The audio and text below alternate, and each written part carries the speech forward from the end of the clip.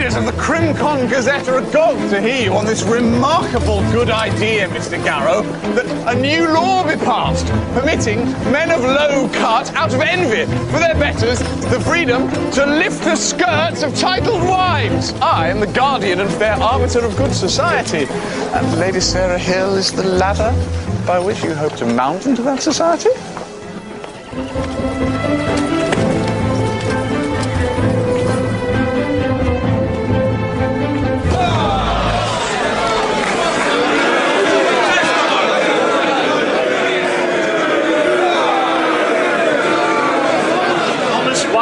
Was indicted for feloniously stealing on the 6th of September out of the General Post Office a letter directed to Messrs. William, Son and Company, Bankers, London. Good luck to you, Garrow. Here's hoping she was worth the 10,000. Gentlemen, this offence, most grievous, is one of theft from the King's mail. Thomas, don't be afraid. My name is William Garrow. I'm your defense counsel. Do you understand? Garrow? Mr. Garrow, are you quite with us? Will the boy speak in his defense? Cannot, my lord. He is mute. So am I to play no role in the resolving of my difficulties? This is a situation requiring apportionment. It is requiring of delicacy. And you think that beyond my range? Oh, I think you have employed me. You must let me act from experience. We must have no more unwelcome visitations. All I ask is that you do nothing and say nothing.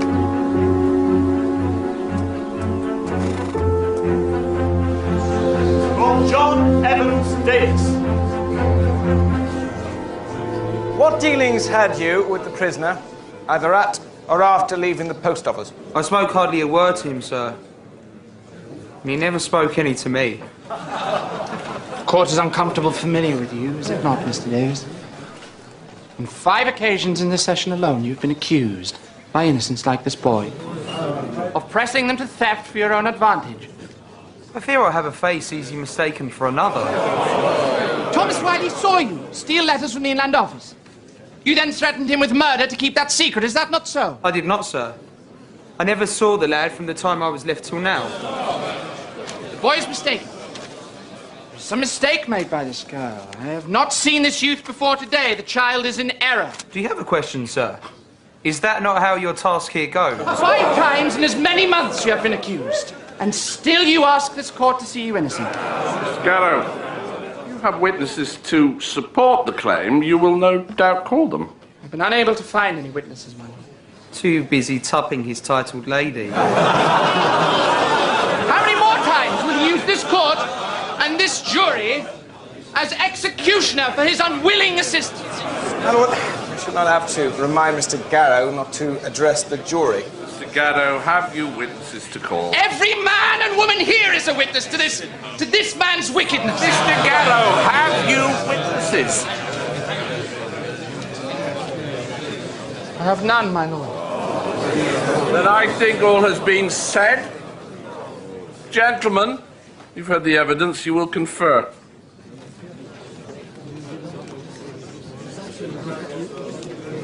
You have a verdict.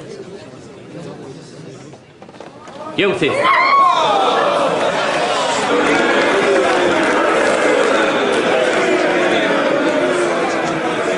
Thomas Wiley, take him hence to the place where you came, and thence to the place of execution where you'll be hanged by the neck until you be dead.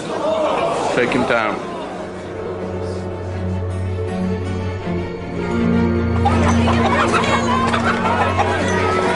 Here's the suit house.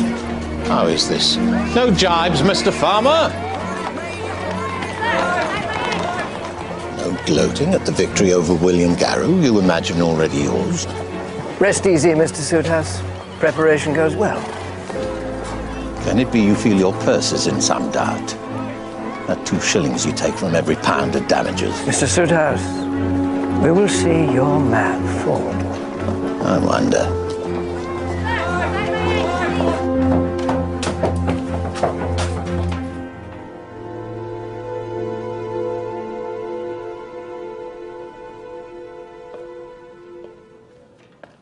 It was a trial, just as any other. Could have done more. Fear you will hang because my head was too filled with politics and other nonsense. You must, you will, forget this day. How do I forget the fear in his eyes? Ah. I stopped looking in the eyes of unfortunates I sentenced to hang some years ago. William, it doesn't help them. And I sleep better. I think I could not so easily turn away. Then as long as you continue in this profession, you will not sleep.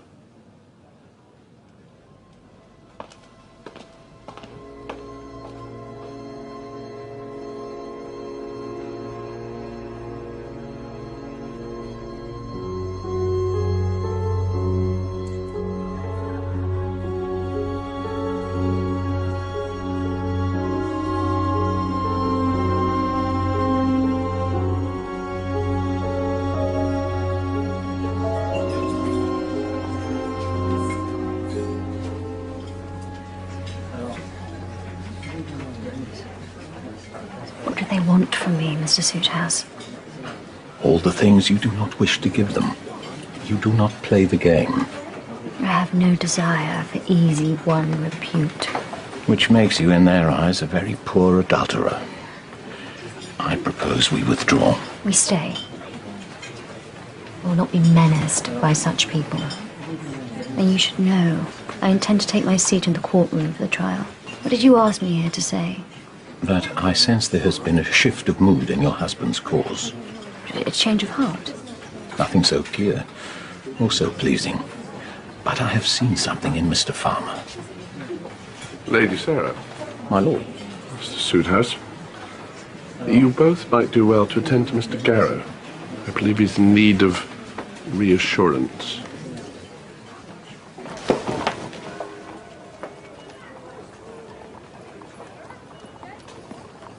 What kind of foul swamp is this in which I must live and make my living?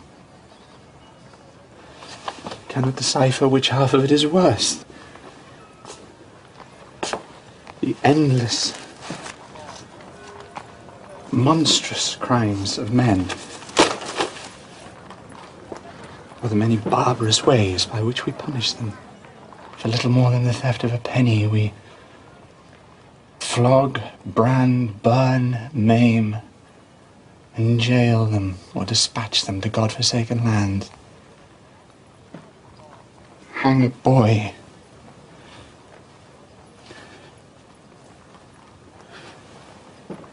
A boy of only 12. This is so seeped into my guts and bones, becomes so usual to my life that it turns the murder of boys into a mere prologue to the main business of the day. This business of ours in the civil court, where in a pantomime of justice, the interweave of our two lives will be redrawn as animal fornication, our chastity reminted as debauchery. What does a man do when all this weighs too heavy on his soul? This man says he is beaten. I am. I'm beaten.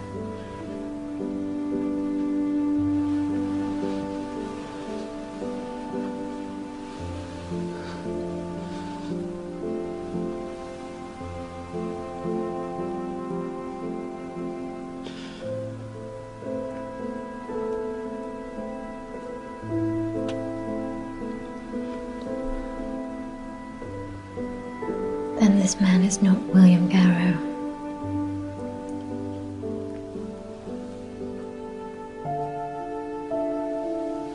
The temptation of my son's return was offered to me. William Garrow saw it clear and stayed true to himself, and by so doing kept me true to mine. The man who talks here of defeat is not the same.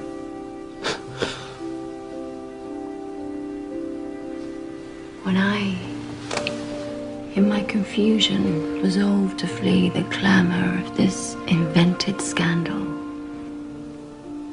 it was William Garrow who kept me here with protestations of love. Without him, my English cheeks would by now be roasted by the French sun. By your promises, you filled me with fortitude. Now, this woman says you must join her in her resolve, or your pessimism will conjure up the future you fear.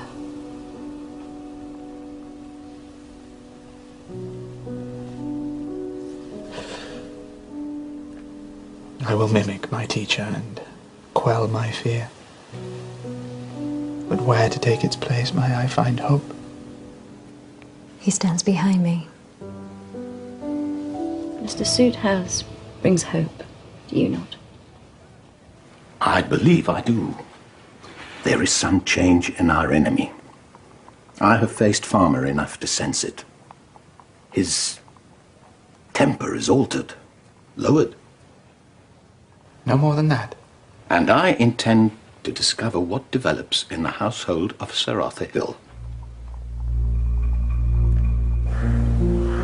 Upon delivering the letter to Mr. Garrow, he went to her in... With the urgency my mistress demanded. With the urgency my mistress demanded. I then saw them embrace hotly in the hotel room. But I did not. Mr. Farmer, I find myself vexed by this demand to speak against my mistress. But when next it troubles you, recall your dear sister Annie and the employment arranged for her by your master. Embellish and she will continue there. Refuse and the future is less certain again. Mary, John Suithouse, I am attorney I know to... who you are, sir. I ask only a few moments from you. My time is not mine to give. I understand that your master holds sway over you, but do you not also owe your mistress? If I am seen here with you, it might easily cost my employment and my sister her new position. Do you forget that without the help of Lady Sarah, your sister might have danced from a rope? The temperature is much changed in the household. Since Sir Arthur, in great anger, upturned entirely my lady's bedchamber, leaving it in havoc and himself exhausted from the effort. No doubt because Lady Sarah would not do as Sir Arthur insisted and admit her boy a bastard. I don't know, sir. I think he has resigned himself to that.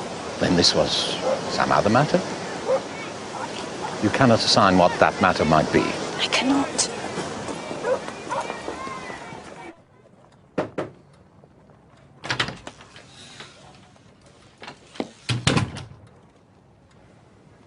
Mr. Sylvester, if you come to exult in your victory, I am in no mood for it. The day is too dark.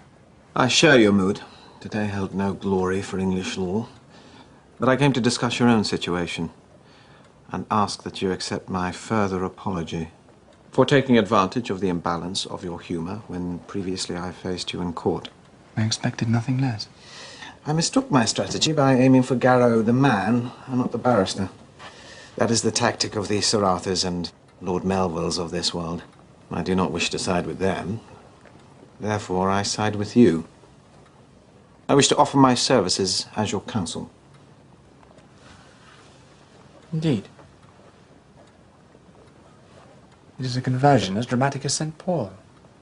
I suppose I should be grateful for the support. Let us not exaggerate the transformation. I do not propose we become friends. For which I am also grateful. But I spy a second purpose to your offer. A purpose more in keeping with the Sylvester I have known. To add the Crimcon as a source of income to his balance sheet, a barrister such as yourself must set up stall in that market with a sensational trial. This is such a trial. Perhaps. But do my motives for taking such a case have any bearing on the very good job I might do for you and for Lady Sarah? You wish me to persuade you, like some smooth-faced apprentice to this trade? I find myself as a client dealing with a barrister for the first time. I'm not so familiar with the role that I can take up my part so swiftly. Tell me at least how you would set out the case. By first anticipating how my colleague, Mr. Garrow, might go, and then turning that on its head.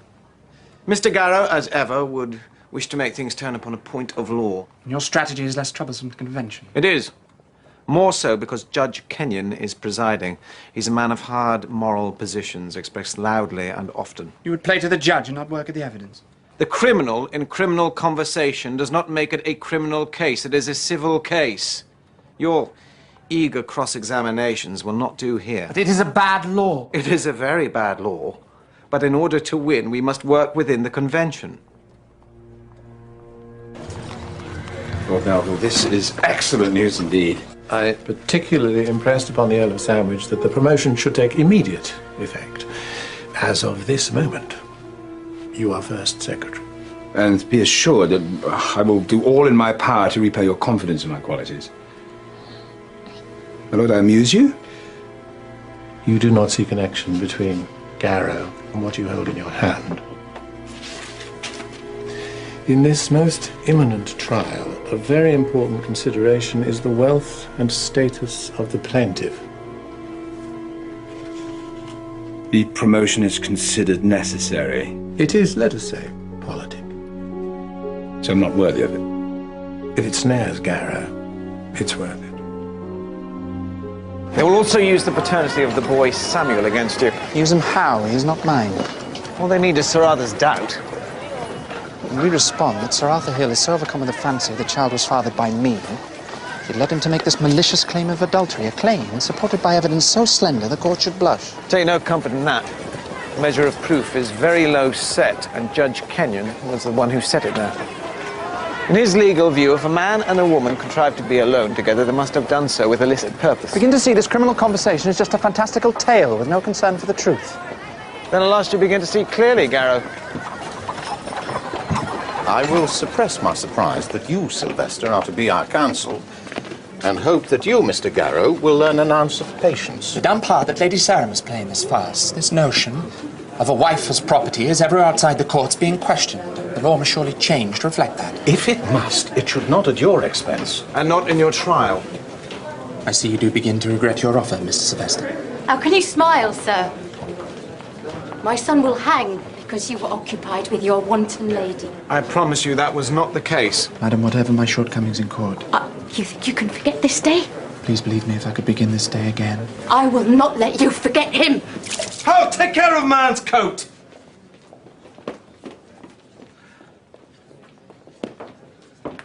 Mr. Suithouse? Mr. Garrow, is the future so dire you've taken up trade as butcher's boy? Oh, gentlemen, I do so look forward to your meeting my counsel, Mr. Thomas Erskine.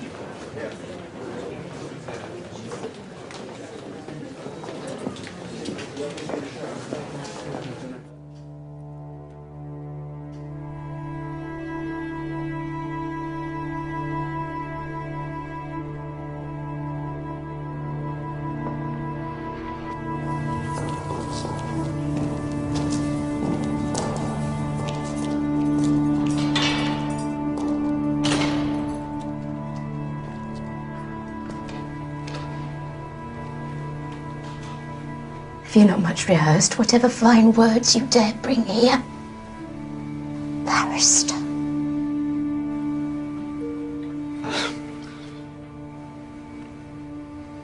I have no words equal to this hour.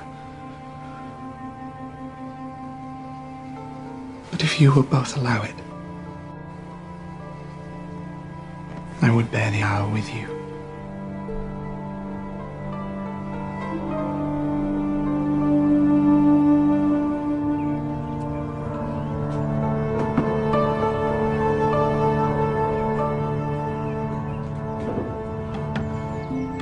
I know that my Redeemer liveth. And though after my skin worms destroy this body, yet in my flesh shall I see God, and him mine eyes shall behold, and not another. Thou hast set our misdeeds before thee,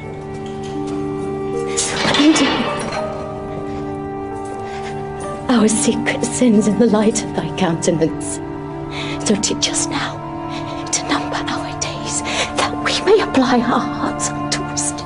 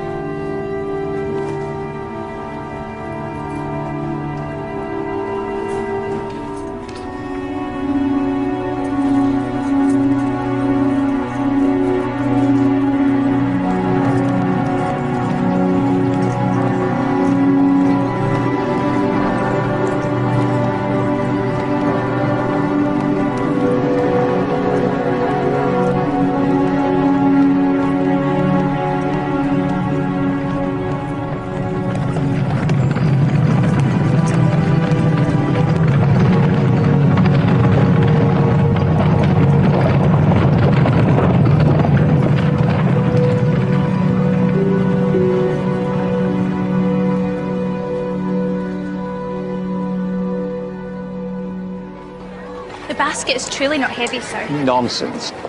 And it is a gentleman's pleasure to spare the prettiest girl he will see all day. We can't have those fine feminine arms misshapen by muscle now, can we? I am Mr. Soothouse, John Soothouse. Not so. Why, I was most recently rescued from the rope by your own barrister, by Mr. Garrow. By heaven, no. Then you are Annie, sister to Mary. I am, sir. How small a city this is. But she lodges south, does she not, at Hill House? Indeed. I now return to my mistress. I trust your mistress is not one of those idle, genteel souls who wear down their maids unreasonably. No, sir. There is none more reasonable than Lady Elizabeth Fox. Thank you. Good day.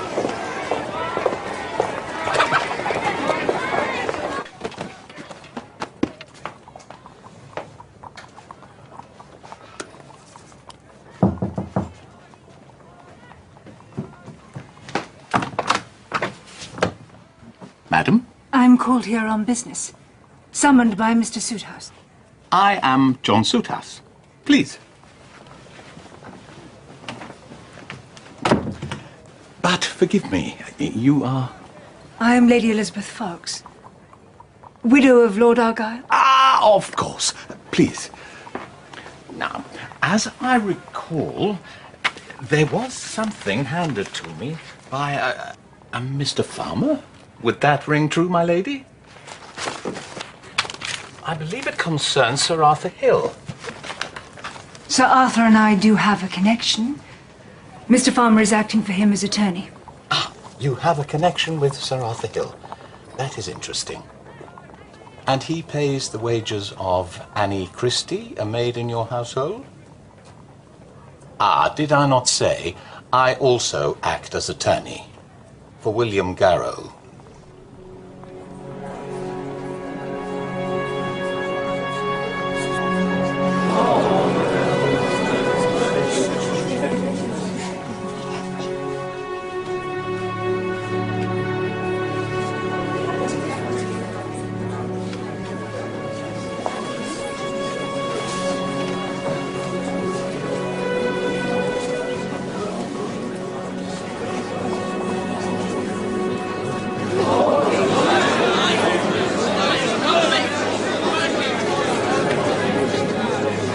Welcome to the pit.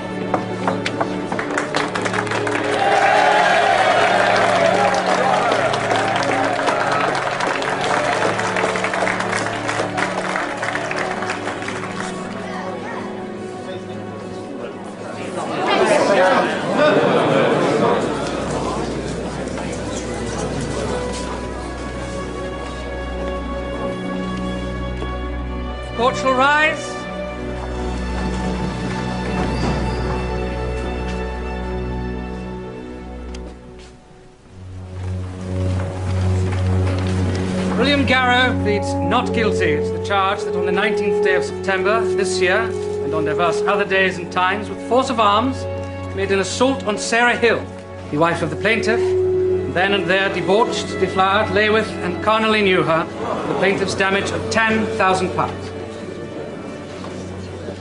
Why is it Sir Arthur might pay your maid's wages, my lady? I protest at the falsehood engineered to bring me to this place. My methods were dictated by the deception practiced on myself and on William Garrow. But I believe this connection you confess with Sir Arthur will be of interest to those now gathered at Westminster Hall. What, do you propose to abduct me, sir? I do not.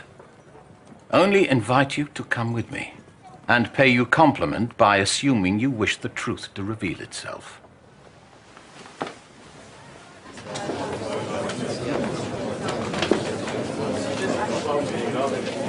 William? Thomas? You seem to have yourself in a mess. It seems you have yourself a false client. We shall see which one of us regrets the day the most.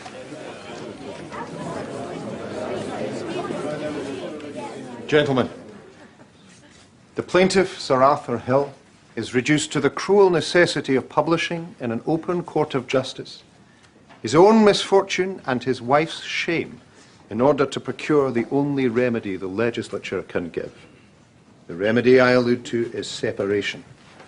We must measure the verdict here in money, but make no mistake, no amount of money can restore to Sir Arthur Hill what he has lost. Domestic tranquility and the certainty that the son he cherished is indeed his own. A passion for a woman is progressive. It does not, like anger, gain ascendancy in a moment. William Garrow is a man of much vaunted intelligence and sharp wit. He could not have gone about his crime without passing the morality of it through his mind. And yet he trampled on Lady Sarah's refusals and the protestations of her conscience, and repeatedly trampled upon his own. The plaintiff calls George Donkin, waiter at the Royal Hotel. Call George Donkin. Mr. Donkin, do you see the persons you know now to be Lady Sarah Hill in this court? I do, sir. There she sits. And will you tell the court related to Lady Sarah what took place in the lodging at the Royal Hotel?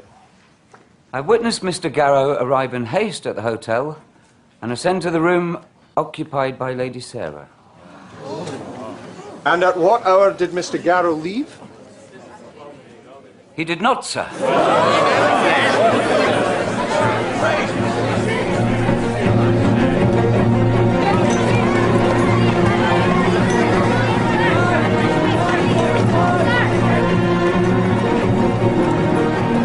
Sir, did you set up a bed outside the room you say Mr. Garrow entered? To be truthful, I did not. So you could not know if he left without your seeing, could you? To leave, he would have to pass my station at the foot of the stairs. He did not. As I went upstairs to my own bed, I heard noises of some animation coming from the room. My lord!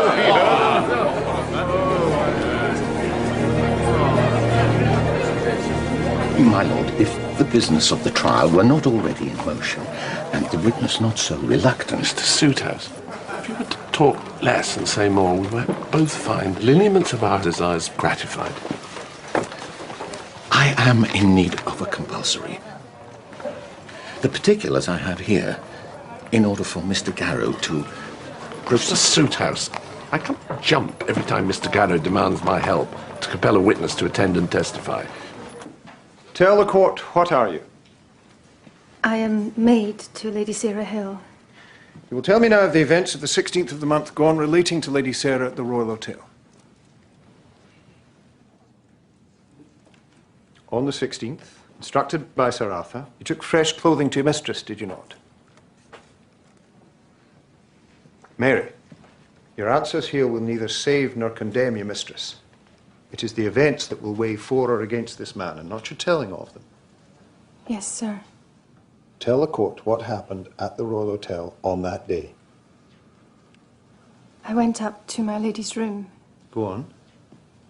Took fresh clothing to her in her room. What did you witness there? As I entered the room, You saw William Garrow and Lady Sarah embrace, did you not?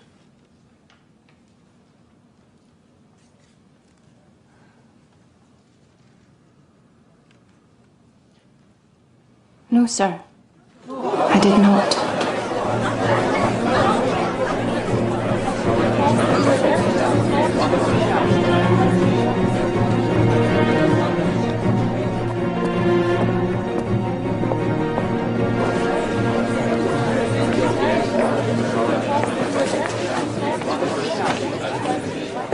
Give this, if you will, to Mr. Garrow.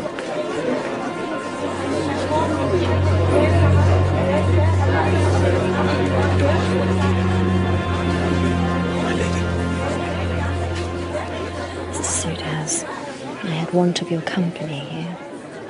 Lady Sarah, I have been about your business. I make no apology for that.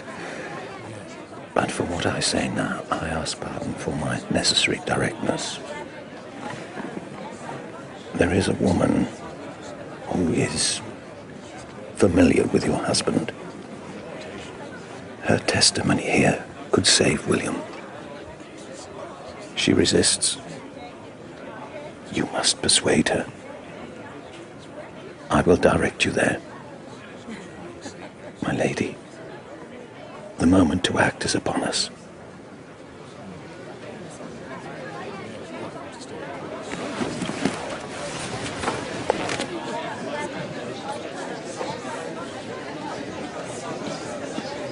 Court shall rise.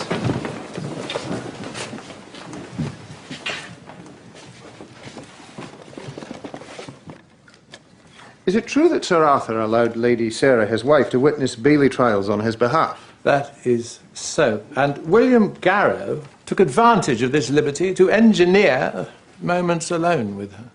And before this time, your judgment is that the marriage was strong? As an oak. I have rarely seen such devotion shared between man and wife.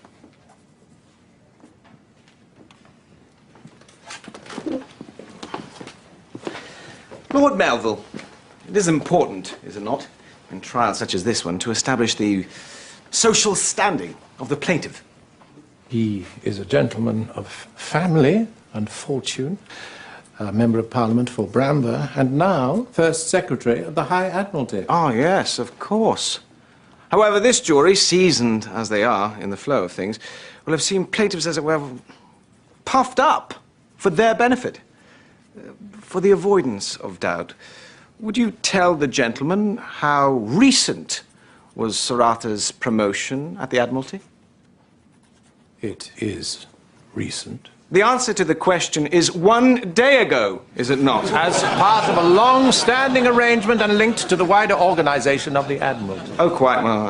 I'm sure we are all familiar with the smooth-running efficiency of His Majesty's government.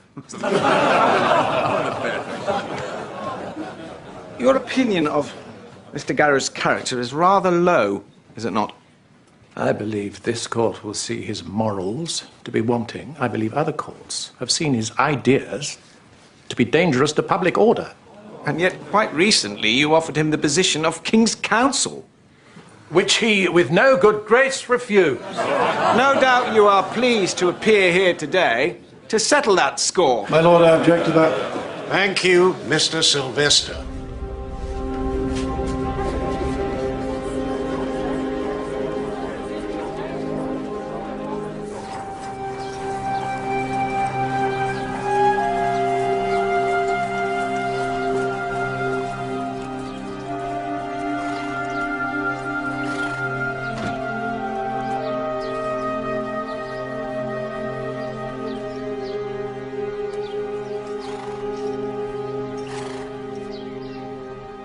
My association with him interrupted nothing that was not already broken.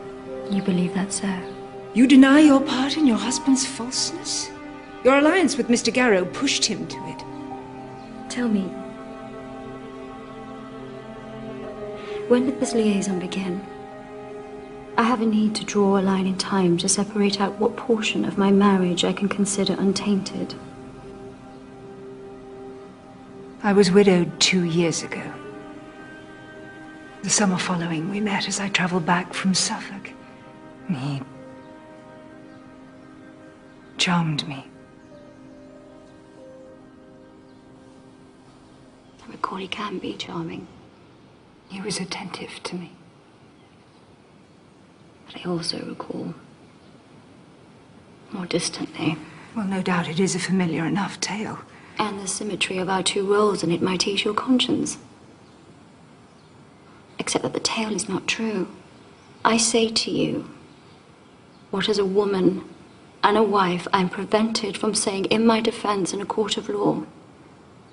My husband was not driven into your arms by any betrayal on my part. So you would say? Because it is the truth. There was no seduction by William Garrow. Nor any gift of a bastard son? I see my husband has infected you with an ounce of his madness. How can you keep silent while he brands me a whore and William Garrow the defiler of his property? You would have me testify, and in so doing damage my own future with the husband you have chosen to reject.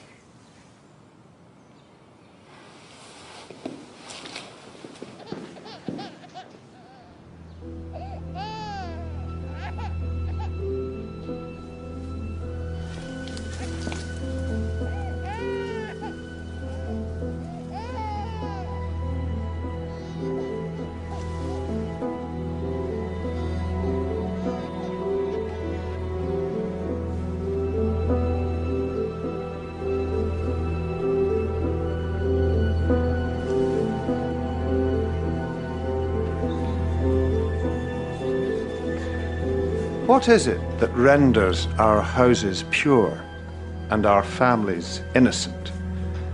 It is that there is a warning voice, as of an angel placed to guard against evil propensities. It is this voice which allows a man to enjoy the company of his neighbor's wife without the rise of those desires natural to men. This defendant has deafened himself to that saving voice. If the law shelter such a defendant from his crime, individual security is gone and the rights of the public are unprotected. Whether this be our condition or not, I shall know by your verdict.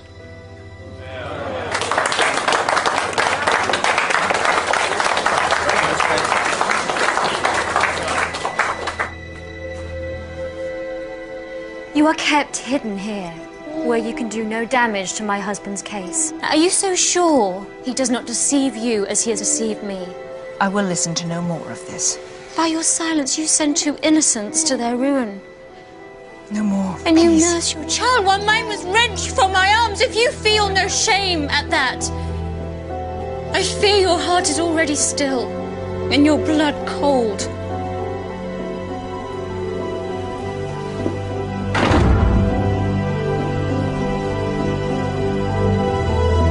Mr. Erskine paints a picture of a blissful marriage ruined by William Garrow. Let us lift the curtain on that marriage. Sir Arthur's purse and prospects benefited greatly by the union with Lady Sarah and greatly advanced his career as a member of Parliament. Well, I pass no comment on his dedication to that role, except to say that he represents one of the unfortunately labelled rotten boroughs, and that Sir Arthur Hill MP has not set foot in it for 2 years. I called John Soothouse. Call John Soothouse.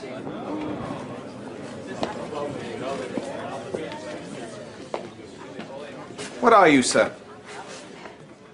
I am John Soothouse, attorney, called to speak to the character of the defendant. You are friends with William Garrow. William Garrow is a most difficult man to call friend. He is obdurate and driven to acts of principle that test the usual bonds of fellowship. He is short on temper and long on haste. He is guided by such impatient fervor that often the normal courtesies of sociability are left behind.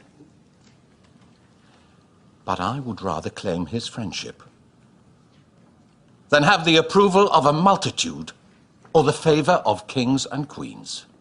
Shame then he does not keep buttoned his trouser. And shame on you, sir, who know everything of manners and nothing of morals. It pains me greatly that a man who has, in the pursuit of justice, changed the law, and in so doing, changed a nation for the better, should find his livelihood imperiled by an action as flimsy and unfounded as this. There are many men, fine men, who this morning awoke to the sight of their children and to the love of their wives, who without Garrow and his stubbornness, for he can be a most stubborn man, would lie under lime with the burns of the rope around their necks. You speak well, sir, and rightly praise the barrister. But what of the man? Without the man, I would not stand before you today. So far am I indebted to him. At a time of great despair, he revived my spirit and soul and restored some small appetite for my own life. For that he has my unbroken gratitude. He is a fine man.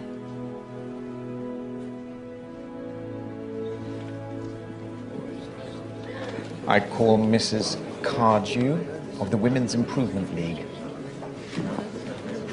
Call Mrs. No, you do not, sir. Mr. Sylvester, you will approach the bench. As will you, Mr. Erskine. And you, Mr. Garrow.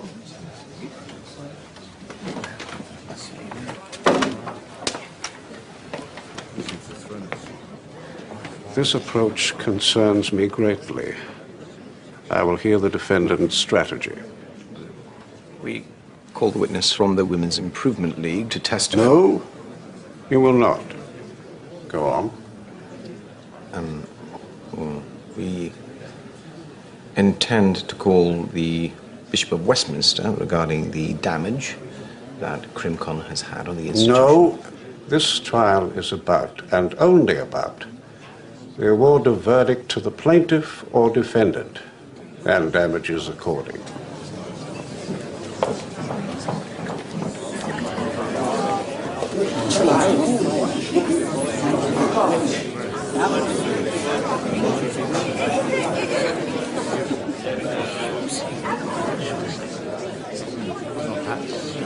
Whatever the news, it seems not good. You have my sympathy, sir. And I wonder, Mr. Erskine, if you might, with your lordship's indulgence, you have, my lord, wisely recognized the difficult role played by this eminent counsel as my mouthpiece. Yet it is in your power still to hand me that voice. I think, sir, your desperation is showing. But my sympathy stands. You have no objection, Mr. Erskine? Think me soft-hearted, but how can I deny Mr. Garrow a final flourish? Since it is his employment we consider, I feel I must leave the final word to Mr. Sylvester. Shall Mr. Garrow speak for himself? My lord, I believe no man is better qualified.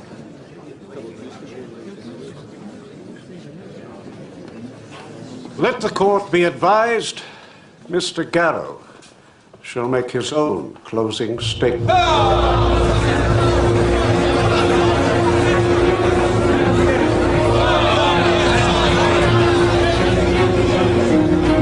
My Lord Buller. Mr. Suithouse, am I to be your quarry all of this day? I would chase any weasel to its lair for the signature I need. Weasel? Do you forget who you address, sir? I do not. William Garrow is chased and cornered like a fox, and then hobbled further by the partialities of Judge Kenyon. The trial is so cockeyed, I would not be surprised if Lord Melville himself were on the jury in disguise. Mr. Soothouse, I sympathize with your cause. I admire Mr. Garrow, but I am not his protector. But you would be his jailer. If you stand aside while this circle of dogs tears him apart. Or are you prevented from fear or by ambition from opposing Melville?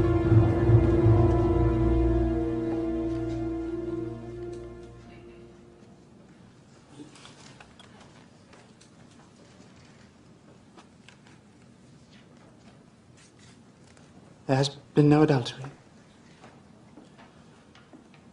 There has been, almost from the moment of our first meeting, animosity between myself and Sir Arthur Hill. There has been great sadness on my part that the full radiance of Lady Sarah Hill should be daily smothered by her husband's possessive and deadening hand. There's been regret that the road of my fate did not cross hers before this misallied couple met and were wed. But there has been no adultery. There's been disappointment that a weak husband's self-delusion on the fidelity of his faithful wife could not only grow into desperate obsession, but that it could find support in those who, to meet their own aims, seek to suppress my activities as a barrister and entrap me in this charge of criminal conversation. Because there has been no adultery, gentlemen. There has been.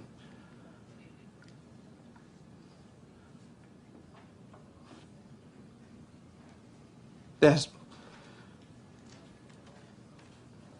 has been the tug of attraction.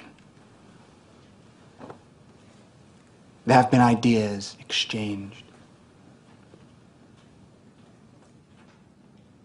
But there has been no adultery.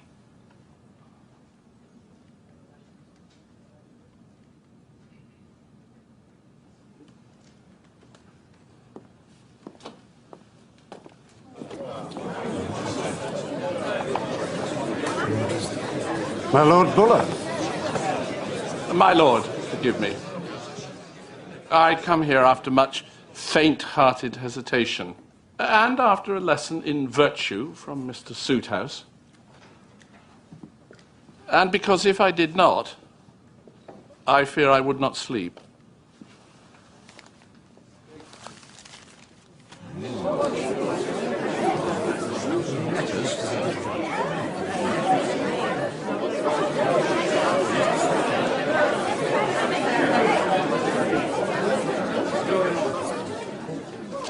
My lord, forgive this further irregularity.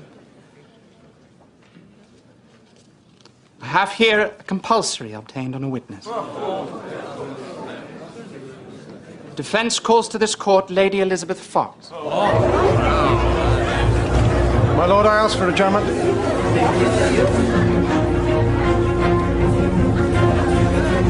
We adjourn. Court shall rise. Gentlemen, I am at fault, this I do accept, but Mr. Farmer, what strange wisdom did you both see in keeping this from me? Lord Melville, I swear to you. That's just as he swore himself, faithful. Excepting whores, maids, and actresses, you swore that you were faithful to your wife. Can you not see, sir, how a man is driven to this? Here is what I see. A promotion reversed and a career cut short.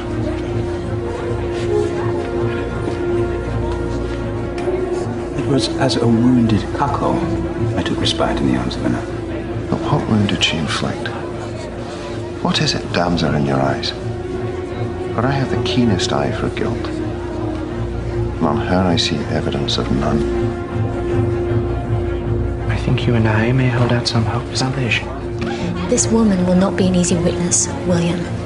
She has a delusion of love to strengthen her resolve. She must have the truth pulled from her, like teeth from a horse. You must not bully her, or she'll snap shut like a bear trap. Thank you. You have all added greatly to my confidence. Court shall rise. The court resumes. Gentlemen, I ask only that you consider all of what has gone before in the light of what now follows. Wait! My lord, we make objection to this late witness in the strongest terms. Mr. Erskine, You will have your opportunity to examine the witness. I call Lady Elizabeth Fox. Call Lady Elizabeth Fox.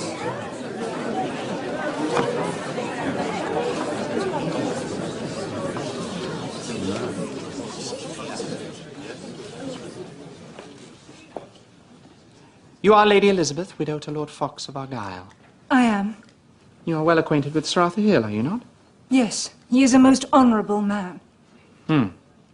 For clarity, a year after the sad death of your husband, you formed a liaison with Sir Arthur, did you not? I did. But it was no dalliance, no simple intrigue. Rather, it was an association of maturity and respect. With a man married? Our liaison followed and was born out of the sadness of heart his wife caused by her infidelity.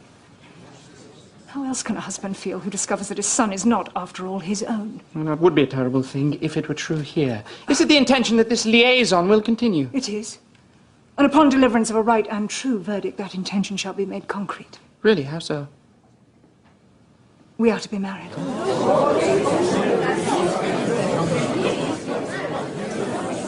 Sir Arthur has promised this himself.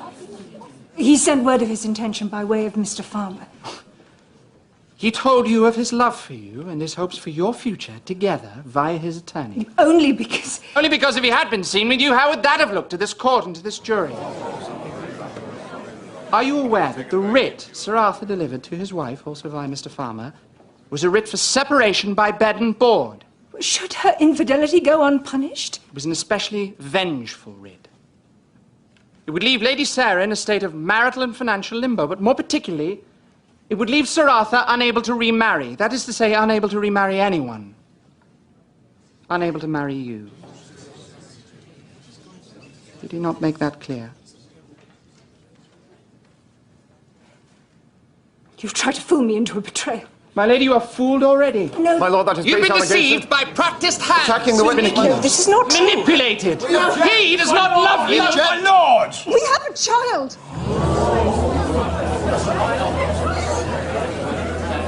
By Sir Arthur Hill, you have brought birth to a child. And on the day you gave birth to the child, did he come to you?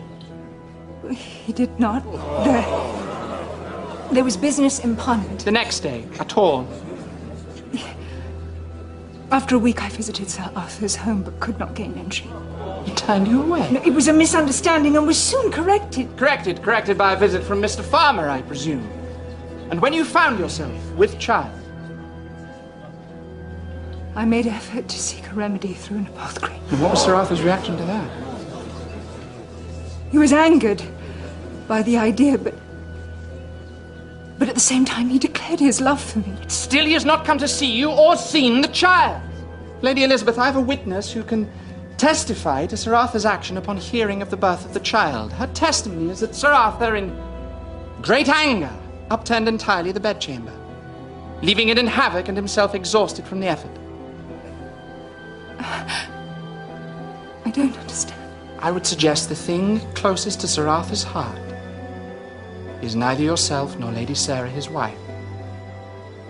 It is an heir, a male heir. What is your child? A daughter. Fiction of Sir Arthur's love was only resurrected for the necessary protection of his reputation and to preserve the idea of his own fidelity. Yet the truth must be faced, though it is a harsh truth. He has deceived you, as he has deceived his wife. You were to him no more than a respectable womb, a means of continuing a bloodline which did not turn out as he planned.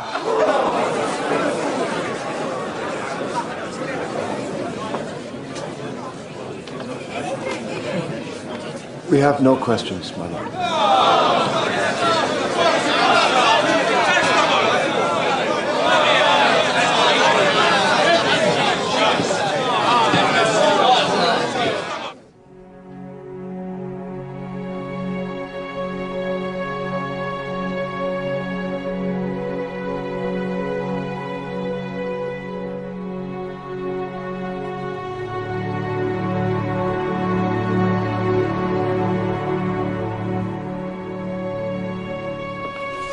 Court shall rise.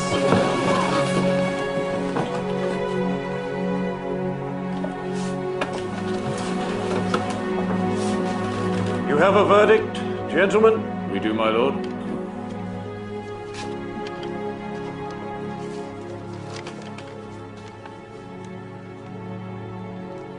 The jury find for the plaintiff, Sir Arthur Hill.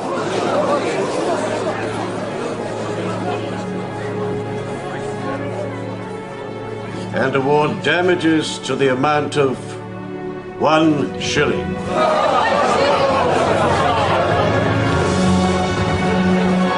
Court shall rise.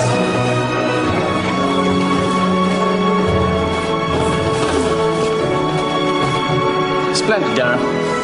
And now perhaps, please God, we can resume our former opposition.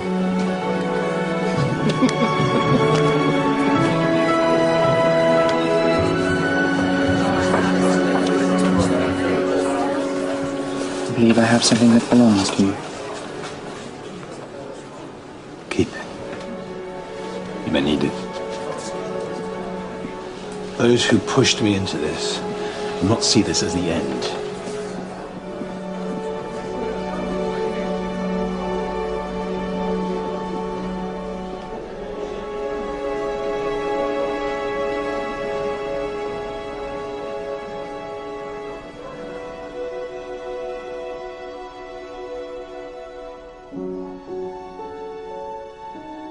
Seems you have bought me for a shilling. Very fine price. But at what cost to your life? A life that will include your son.